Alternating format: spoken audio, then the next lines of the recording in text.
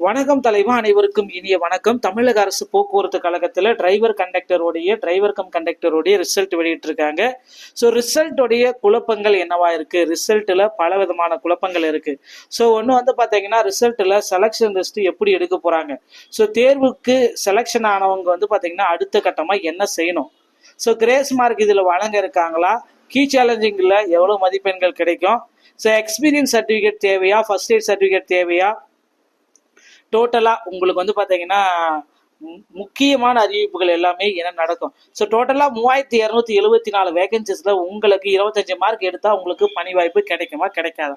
இது குறித்து எல்லாமே இந்த வீடியோல நம்ம அலசி பார்க்க போறோம். நீங்க நம்முடைய சேனல்ல முதல் முறையா பாக்குறீங்க அப்படின்னா மறக்காம சப்ஸ்கிரைப் அண்ட் பெல்ல கிளிக் பண்ணி வச்சுக்கோங்க. தமிழ்நாடு அரசு போக்குவரத்து கழகத்துல தேர்ச்சி பெற்றவர்கள் கண்டிப்பாக அனுபவ சான்றிதழ் அப்படின்றத கண்டிப்பா நீங்க ஒண்ணு வாங்கி தாங்க ஆகணும். ஏன்னா அந்த 18 மாசம் எக்ஸ்பீரியன்ஸ் அப்படின்னு சொல்லுவாங்க. ஓகேங்களா? அந்த பேட்ச் போட்டு ஸோ அந்த 18 மாதம் எக்ஸ்பீரியன்ஸுன்றது வந்து பார்த்தீங்கன்னா நீங்கள் வந்து கனரகம் ஓட்டிருக்கீங்களா, பஸ் ஓட்டிருக்கீங்களா, காலேஜ் பஸ் ஓட்டிருக்கீங்களா, ஸ்கூல் பஸ் ஓட்டிருக்கீங்களா, ஸோ நான் வந்து ட்ரக் ஓட்டிருக்கீங்களா, இந்த மாதிரி எந்த ஏஜென்சி கீழே நீங்கள் ஒர்க் பண்ணீங்களோ அந்த ஏஜென்சியோடைய லெட்டர் பேட்ல எந்த ஆண்டுலேருந்து எந்த ஆண்டு வரைக்கும் நீங்கள் டிரைவராக ஆக்டிங் டிரைவராக பணிபுரிஞ்சிங்க அப்படின்றத நீங்கள் வாங்கி வச்சுக்கணும். இது இல்லைன்னா வந்து பார்த்தீங்கன்னா முன்னுரிமை பட்டியலில் இது ரொம்ப ரொம்ப இம்பார்ட்டன்ட். இதை வச்சுக்கிறவங்களுக்கு கண்டிப்பாக 100% பணி கிடைக்கும். இது இல்லைன்னா உங்களுக்கு பணியில் கிடைக்கும். ஆனால் வந்து பார்த்தீங்கன்னா அந்த முன்னுரிமை பட்டியலில் வரமாட்டீங்க, வேற பட்டியலுக்கு போயிடுவீங்க. ஓகேங்களா? ஸோ அதனால முன்னுரிமை பட்டியலில் இருக்கிற இந்த சான்றிதழில் இது வந்து எக்ஸ்பீரியன்ஸ் சர்டிஃபிகேட்டு ரொம்ப ரொம்ப அவசியம். இதை வாங்கி வச்சுக்கோங்க. ஸோ டிஎன்எஸ்டிசியில் வந்து பார்த்தீங்கன்னா இப்போ வந்து பார்த்தீங்கன்னா முதல் கட்டமாக செலெக்ஷன் லிஸ்ட் வெளியிட்டிருக்காங்க. நிறைய பேர் சொல்கிறாங்க, சார் என்னுடைய பேரெல்லாம் வரல, நான் நல்லா எழுதியிருக்கேன், தமிழில் கூட எனக்கெல்லாம் நான் என்னோட புக்கை நான் வச்சு பார்த்துங்க, எனக்கெல்லாம் தமிழில் 22 மார்க் வருது, ஆனால் எனக்கு தமிழில் 18 மார்க் தான் போட்டிருக்கீங்க, இல்லை என்னுடைய பேர் ரிசல்ட்லேயே வரல அப்படின்னு கூட நிறைய பேர் சொல்கிறீங்க. செகண்ட் செலெக்ஷன் லிஸ்ட் வருமா அப்படின்னு நிறைய பேர் கேட்குறீங்க. ஸோ வாய்ப்புகள் மிக மிக குறைவு செகண்ட் செலெக்ஷன் லிஸ்ட்டை பொறுத்த வரைக்கும். ஏன்னா அதே மொத்தமே 20,000 பேர் தான் எழுதியிருக்காங்க. ஸோ இதில் வந்து பார்த்தீங்கன்னா ஆல்ரெடி 10,000 பேர் செலக்டே பண்ணிட்டாங்க. திரும்பவும் இதில் வந்து பார்த்தீங்கன்னா செகண்ட் செலெக்ஷன் லிஸ்ட் வருமானு நிறைய பேர் கேட்குறீங்க. இதற்கு வாய்ப்புகள் மிக மிக குறைவு. வரதுக்கு வாய்ப்பே இல்லைன்னு கூட நம்ம அடித்து சொல்லலாம். அதனால நீங்கள் கவலைப்பட வேண்டாம். செகண்ட் செலெக்ஷன் லிஸ்ட்டு அப்படின்னு ஒன்று இருக்கவே இல்லை. ஸோ அடுத்த கட்ட நிகழ்வு என்னவா இருக்கும்? இதில் வந்து பார்த்தீங்கன்னா தேர்ச்சி பெற்றவர்கள் என்ன செய்ய முடியும்? ஸோ இந்த டிஎன்எஸ்டிசியில் தேர்ச்சி நீங்கள் பெற்றுட்டீங்க அப்படின்னா வந்து பார்த்தீங்கன்னா மொத்தமாக உங்களுக்கு 150 மார்க். ஓகேங்களா? ஸோ அந்த 150 மார்க்குக்கு வந்து பார்த்தீங்கன்னா உங்களை என்ன பண்ணுவாங்க? ஸோ இப்போ வந்து பார்த்தீங்கன்னா 50 மதிப்பெண்களுக்கு எழுத்து தேர்வு வச்சு அதில் முடிவு பண்ணிட்டாங்க. ஸோ மீதி 80 மதிப்பெண்கள் வந்து பார்த்தீங்கன்னா உங்களுக்கு ஸ்கில் டெஸ்ட் நடக்கும். ஓகேங்களா? டிரைவரும் ஸோ டிரைவர் கம் கண்டக்டர் தான். டிரைவராகவும் உங்களை வந்து ஸ்கில் டெஸ்ட் எடுப்பாங்க, கண்டக்டராகவும் ஸ்கில் டெஸ்ட் எடுப்பாங்க. ஸோ அதில் வந்து பார்த்தீங்கன்னா ப்ராக்டிக்கல் எக்ஸாம் வந்து பார்த்தீங்கன்னா 80 கொஷின்ஸ், இது 80 மார்க் அதில் உங்களுக்கு போடுவாங்க. டிரைவருக்கு தனியாக நீங்கள் 40 மார்க்கும், கண்டக்டர் தனியாக 40 மார்க்கும். ஸோ டோட்டலாக வந்து பார்த்தீங்கன்னா ஃபைனலாக இதுக்கப்புறமா இறுதி கட்டத்தில் உங்களுக்கு இன்டர்வியூ எடுப்பாங்க. இன்டர்வியூக்கு 20 மார்க். ஸோ இது எல்லாமே நம்ம கம்பைன் பண்ணுறப்ப 150 மார்க் வரும். இந்த 150 மார்க்குக்கு எவ்வளோ மதிப்பெண்கள் நீங்கள் பெற்றிருந்தா டிஎன்எஸ்டிசிக்கு போகலாம் அப்படின்றது தான் முடிவுகள். ஓகேங்களா? ஸோ இப்போ இது வந்து பார்த்தீங்கன்னா நீங்கள் ஃபர்ஸ்ட் எய்ட் சர்டிஃபிகேட் கம்பல்சரி இருக்கணும். கண்டக்ட் லைசன்ஸ் வந்து பார்த்தீங்கன்னா வேலிடாக இருக்கணும். டிரைவிங் லைசன்ஸும் வேலிடாக இருக்கணும். ஸோ அதுக்கப்புறம் வந்து பார்த்தீங்கன்னா பேட்ச் எல்லாமே வேலிடாக இருக்கணும். அந்த 18 மாதமும் வேலிடாக இருந்தால் மட்டும்தான் இதுக்கு உங்களால் போக முடியும். இது எல்லாமே நீங்கள் யோசிச்சு வச்சுக்கோங்க.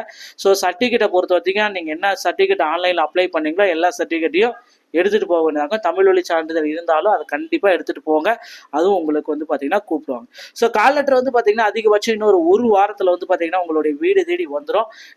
ஆன்லைனில் விடுவாங்க, இந்த அவங்க வாங்கி தர்றாங்க, இவன் வாங்கி தர்றாங்க அப்படின்னு நம்ப வேண்டாம். ஸோ கால் லெட்டரை பொறுத்த வரைக்கும் வீடு தேடி தான் வரும். ஸோ டிஎன்எஸ்டிசியோடைய ரிசல்ட்டை பொறுத்த ஆஃப்டர் ரிசல்ட்டுக்கு அப்புறம் வந்து பார்த்தீங்கன்னா இந்த கட் ஆஃப் நான் உங்களுக்கு ப்ரிடிக்ஷன் பண்ணிட்டு இருக்கேன். ஸோ டிரைவர் கேட்டகரிக்கு அப்படின்னு நம்ம பார்க்குறப்ப ஸோ டிரைவர் கம் கண்டக்டர் தான் எடுக்கிறாங்க. ஒருவேளை இந்த டைம் வந்து பார்த்தீங்கன்னா டிரைவரையும் போட போகிறாங்க, கண்டக்டரையும் போட போகிறாங்க, டிரைவர் கம் கண்டக்டரையும் போட போகிறாங்க. ஓகேங்களா? ஸோ ஜிடிக்கு பொறுத்த வரைக்கும் 46, கண்டக்டருக்கு 40, டிரைவர் கம் கண்டக்டருக்கு 35. ஸோ பிசிக்கு 45, டிரைவருக்கு, கண்டக்டருக்கு 39, டிரைவர் கம் கண்டக்டருக்கு 33. ஸோ பிசி முஸ்லீமுக்கு டிரைவருக்கு 44, டிரைவர் கண்டக்டருக்கு 38, டிரைவர் கம் கண்டக்டருக்கு 32. எம்இசி மற்றும் டிஎன்சிக்கு வந்து பார்த்தீங்கன்னா டிரைவருக்கு 43, கண்டக்டருக்கு 37, டிரைவர் கம் கண்டக்டருக்கு 31. எஸ்சி கேட்டகரிக்கு வரப்போ டிரைவருக்கு 40, கண்டக்டருக்கு 35, டிரைவர் கம் கண்டக்டருக்கு 29. ஸோ எஸ்சிஏ பார்க்குறப்ப டிரைவருக்கு 35, கண்டக்டருக்கு 34, டிரைவர் கம் கண்டக்டருக்கு 30. ஸோ எஸ்டி நம்ம பார்க்குறப்ப டிரைவருக்கு 30, கண்டக்டருக்கு 34, driver cum conductor 28. So PSTM category அப்படி வரப்ப டிரைவருக்கு 30, கண்டக்டருக்கு 33, டிரைவர் கம் கண்டக்டர் 27. எக்ஸிரிஸ்மெண்ட், டிரான்ஜெண்டர், டெஸ்டிடியூடோ, என்சிசி, ஸ்போர்ட்ஸ். ஸோ இது எல்லாமே வந்து பார்த்தீங்கன்னா நீங்கள் 40% உடல் குறைபாடு அந்த மாதிரி கேட்டகரி இருந்தால் மட்டும்தான் எக்ஸரிஸ்மெண்ட் இந்த மாதிரி உள்ளார போக முடியும்.